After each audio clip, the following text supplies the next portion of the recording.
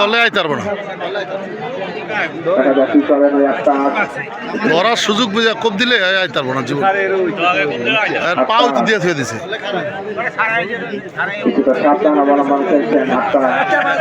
আর রাবারের উপর কোপ দিলে এমনি আটকা যাবো। চলে গেলেন আবার ওই একটা দুইজন থাবাই দেবে নিব না, ওই থাবাই ধরে যদি কোনো ক্রমে আয়া পরে এলে থাবারে দিব, একবার রাখতে পারবো না দুজনে। ওই থাবাইব পরে আপনি রাখতে পারবেন, পরে রাখবেন না। ওই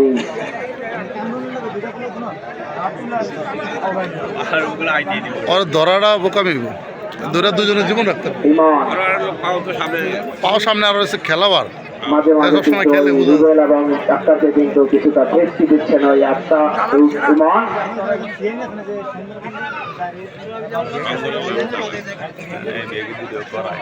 হ্যাঁ এবং রেফারি কল চূড়ান্ত কল, রেফারি কল চূড়ান্ত কল, রেফারি কল চূড়ান্ত কল, রেফারি কল চূড়ান্ত কল, রেফারি কল চূড়ান্ত কল। লাগে না ওই কনফিডেন্টলি কইছে তো মানে ওটা তো আগে খেলোয়াড় হয়। আর কোনো কথা উঠবে না, পিছের দর্শকরা কোনো কথা বলবেন না, পিছের দর্শকরা কোনো কথা বলবেন না, পিছের দর্শকরা কিছু কথা বলবেন না, পিছের দর্শকরা কথা বলবেন না। রুবু নিয়েছে ধানাগাড়ি একাদশের রুবেল, দেখা যাক কি করেন।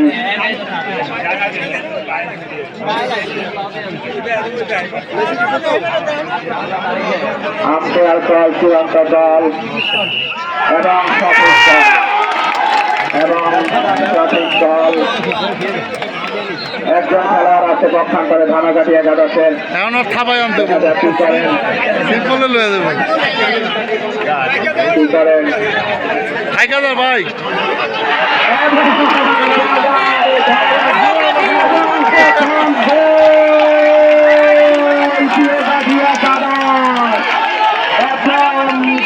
কিন্তু ঐতিহ্য কাটিয়ে দিয়ে দিল ধানাগাড়ি।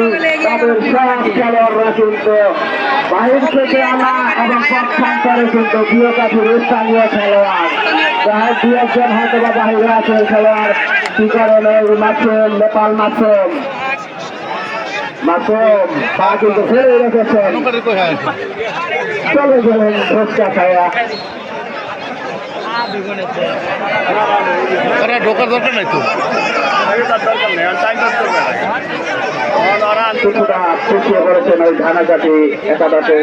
আচ্ছা পিছিয়ে একটু পিছিয়ে তারা ইগল কিন্তু মাঠ নাড়িয়ে চালিয়ে খেলছেন দু সাইডেই। দেখা যাক ইগল ইগল আবার ইগল অনেকটাই ভিতরে কিন্তু বেড়ে করে ঢুকে যান এবং খাওয়া দিয়েছিলেন কিন্তু না, নাগাল কিন্তু পান নাই। আবার ইগল আবার ঢুকছে তো অনেক ঢোকা ইগল কোপ পড়লে আর পা কিন্তু তুলে না ঢুকলো উপায় নেই। ওই তো দুইটা প্লেয়ার মারলে এক ওভার দূর কমে যাবে। দেখা যাক কি করেন। চলে গেলেন ইগল।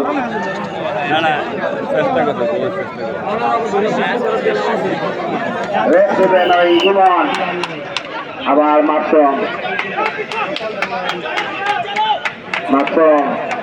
ওরা ঢুকবো না, আর দলে ওরা যাবো গা। জায়গা দে ভাই, ঢুকতে জায়গা দাও। থাকতে হবে, হবে ওরা পিছু করে থাক, ঢুকবো ধরে ইগল শেষ। ওই খাবার লই তারপর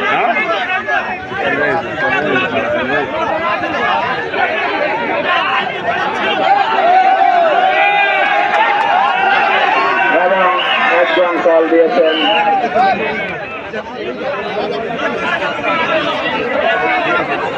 আর জোড়া ছিল জোড়া। কিন্তু হেরা বেশিরভাগই হাত ধরে রিপু তো একটা নাকি দুটা দুটা আমার রিভিউ তো শেষ হওয়ার কথা। ওই যে মোবাইলে আছে।